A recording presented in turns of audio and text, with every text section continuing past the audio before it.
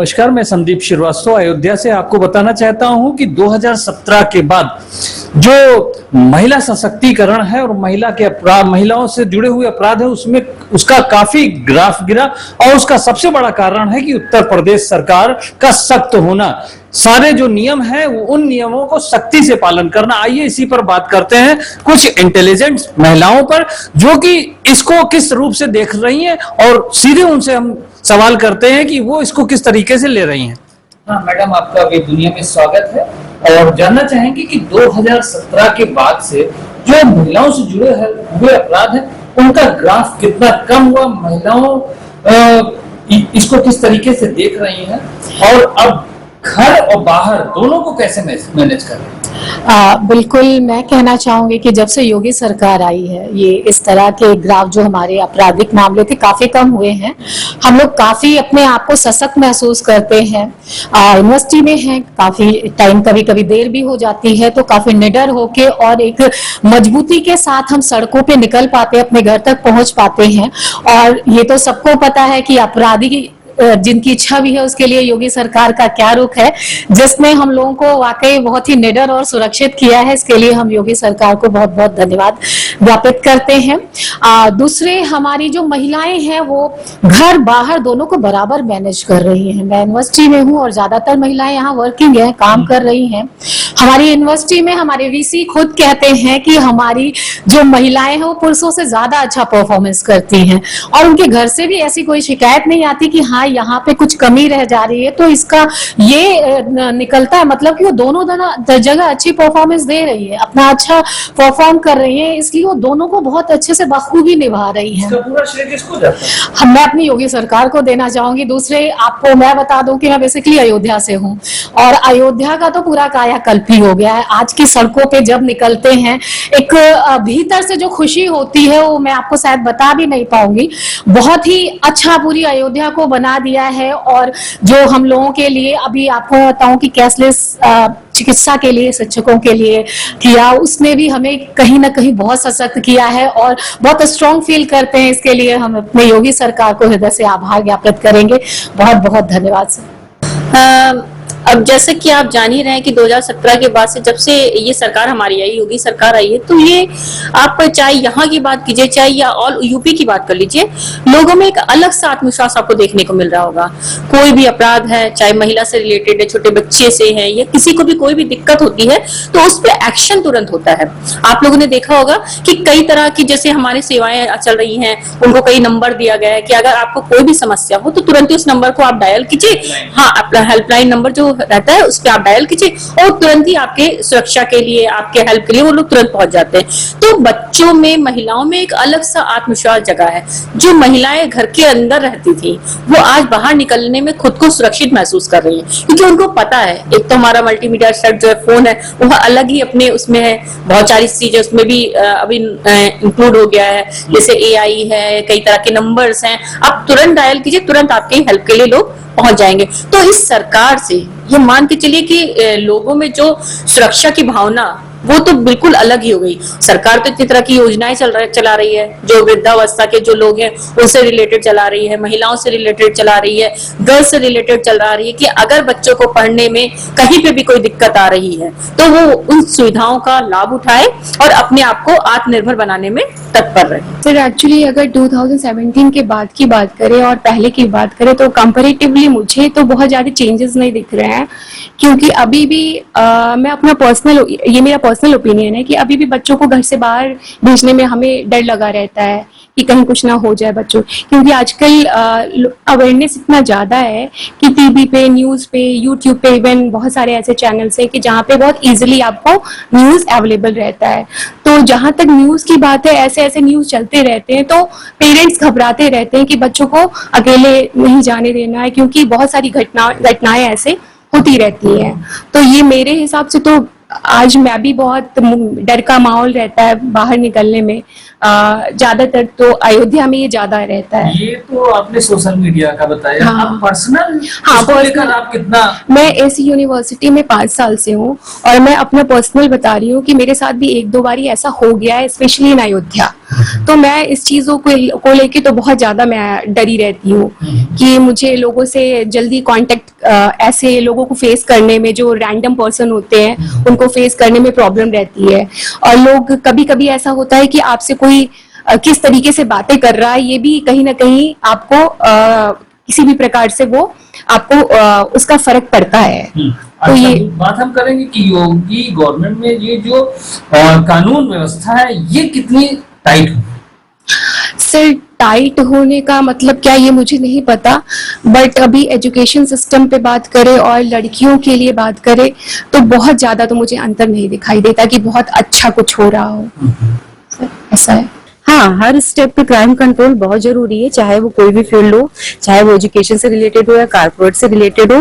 और सुधार तो निरंतर होना ही चाहिए, कहीं किसी स्टेप पे हमें रुकना नहीं चाहिए कि हमने ये काम कर दिया और आगे सब चीजें ठीक होंगी, तो ऐसा पॉसिबल ही नहीं है। स्टेप बाय स्टेप वो चीजें होती रहनी चाहिए ताकि इस चीज में सुधार हो। सरकार का जो नारी सशक्तिकरण का अभियान है इसको आप कितना कारगर मानती है? अभी अगर पिछले टाइम के हिसाब से अगर हम कंपेयर करें कि तो आज की नारी बहुत सशक्त है, वो कमा भी रही है, घर भी संभाल रही है, एजुकेशन की फील्ड में भी अच्छा कर रही है, अपना घर भी अच्छे से चला रही है, बच्चों की परवरिश भी अच्छे से कर रही है।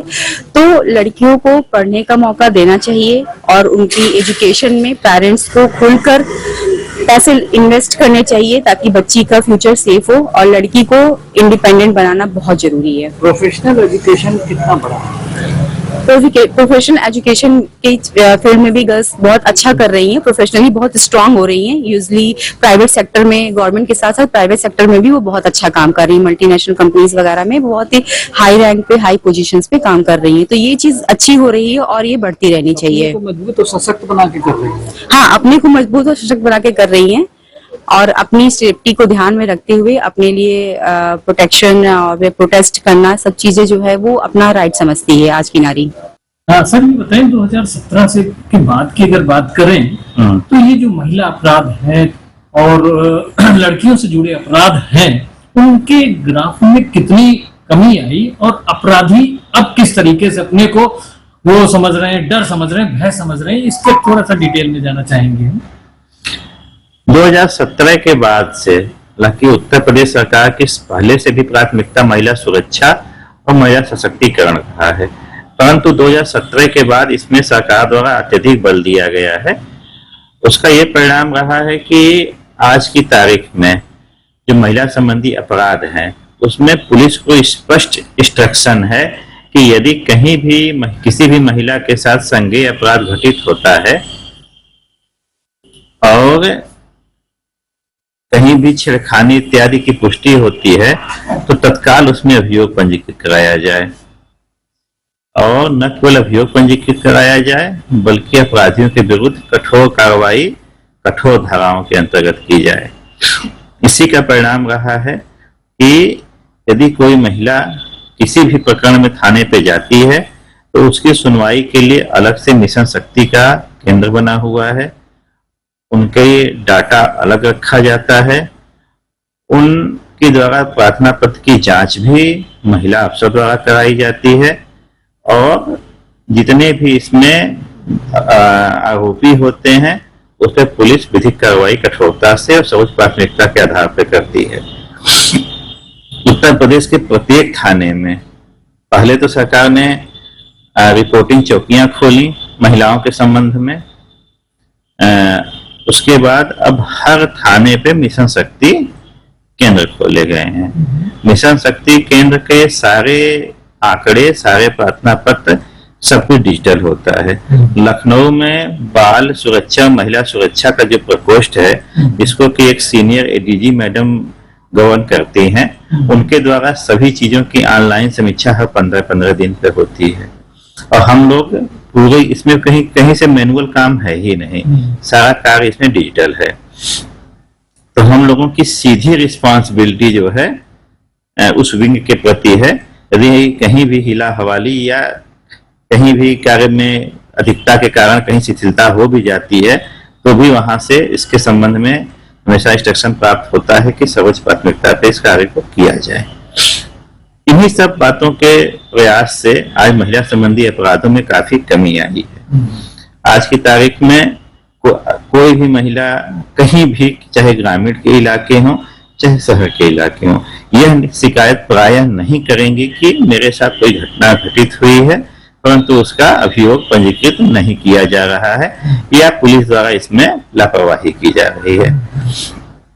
विवेचनात्मक कार्रवाई भी महिला संबंधी अपराधों में 2 माह के अंदर करना अनिवार्य होता है। हम लोग 2 माह के अंदर महिला संबंधी अपराधों की इन्वेस्टिगेशन पूरा करते हैं, चाहे वो पोक्सो के केस हों, 376 के केस हों या फिर छेड़खानी के केस हैं, और तत्काल उनको हम लोग चार्जशीट न्यायालय में प्रेषित कर देते हैं। आपको यह चीज भी जानना चाहिए कि न केवल पुलिस के स्तर से, पुलिस की प्रभावी पैरवी के कारण पिछले 9-10 सालों में महिला संबंधी अपराधों में कन्विक्शन रेट, मतलब कि जो कोर्ट में फैसले होते हैं अपराधियों के खिलाफ, उसमें भी पुलिस की प्रभावी पैरवी से जो है बहुत सारे मुकदमों में सजा हुई है। मुकदमा दर्ज करना एक प्रारंभिक चरण होता है। असली जो कठिनाई पुलिस के सामने होती है वो होती है कोर्ट में अभियोजन के माध्यम से कन्विक्शन कराना। कन्विक्शन भी पुलिस द्वारा हम लोगों को डीजीपी साहब की तरफ से स्पष्ट निर्देश है कि अगर महिला संबंधी अपराधों में आप लोगों की गवाहियां कहीं भी हों तो उसको सर्वोच्च प्राथमिकता पे आप लोग दें। अब पहले तो ये थोड़ी समस्या हुआ करती थी कि हम लोगों को भौतिक रूप से कहीं जाना पड़ता था, भौतिक रूप से ससरी जाना पड़ता था। जैसे मान लिया जाए अयोध्या जनपद है, मेरी पोस्टिंग अगर मान लिया जाए कानपुर रही है तो मुझे भौतिक रूप से वहां जाना पड़ता था, और ये जा पाना कई बार संभव नहीं हो पाता था। इसे कारण बहुत से केसेस काफी लंबे चलते थे। परंतु अभी कुछ दिन पहले, 1 वर्ष पहले डीजीपी साहब ने इसके लिए स्पष्ट निर्देश बनाए हैं और माननीय न्यायालय द्वारा भी इस पर सहमति प्रकट की गई। उसी का परिणाम है कि अब भौतिक रूप से जाने की आवश्यकता खत्म हो गई है, अधिकतर मामलों में खत्म हो गई है।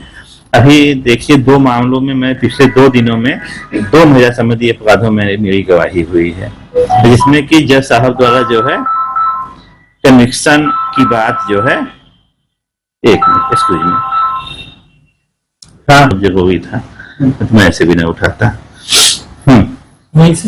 हाँ, तो मैं कहा था तो उसमें भी जो है नहीं होता, माननीय न्यायालय द्वारा कन्विक्शन के केसेस हैं, मेरी गवाहियां हुई हैं। और इसी तरह से अधिकतर जगह आप जाएंगे, अभियोजन कार्यालय में भी कंप्यूटर सेट अलॉट किए गए हैं। पुलिस के हमारे जो पुलिस कॉन्फ्रेंस रूम है वहां भी मात्र एक परमिशन पे कि मुझे गवाही देनी है, सब संसाधन जो है पुलिस विभाग अपने विवेचकों को, अपने पुलिसकर्मियों को उपलब्ध कराता है। इंटरनेट फैसिलिटी सब है वहां पे। इस कारण इस कनेक्शन में बहुत ज्यादा वृद्धि हुई है। दूसरी बात यह है कि यह समस्या और हुआ करती थी पुलिस विभाग में, जैसे कोई भी महिला संबंधी अपराध हो उसके मालों का परीक्षण, जैसे तमाम हम लोग परीक्षण के लिए भेजते हैं एफएसएल में, सरकार ने जो है हर मंडल पे एक एफएसएल कर दिया है। और जो हर जगह, पहले को लखनऊ में दाखिल होता था, अब अधिकतर जगहों पे हो गया है। जैसे गोरखपुर हो गया, लखनऊ में था ही, झांसी हो गया, वाराणसी में भी था, उसको भी ज्यादा सशक्त किया है। तो अब क्या है कि एक तो जाने में दिक्कत नहीं होती है माल, और चूंकि कार्य चारों तरफ बट गया है तो कार्य भार भी कम हो गया है। इसी कारण से हम लोगों को जो है रिजल्ट भी परीक्षण परिणामों के तत्काल प्रदर्शन जिसे कहते हैं सैंपल्स के रिजल्ट भी तत्काल मिल जा रहे हैं, जिससे कि माननीय न्यायालय को भी अपने कन्विक्शन करने में या अपने फैसले सुनाने में सुविधा होती है। और एक जो है पहले एक समस्या और हुआ करती थी सामान्य दृष्टिगत कि जगह जगह पे जो है ईव टीजिंग की समस्या हुआ करती थी।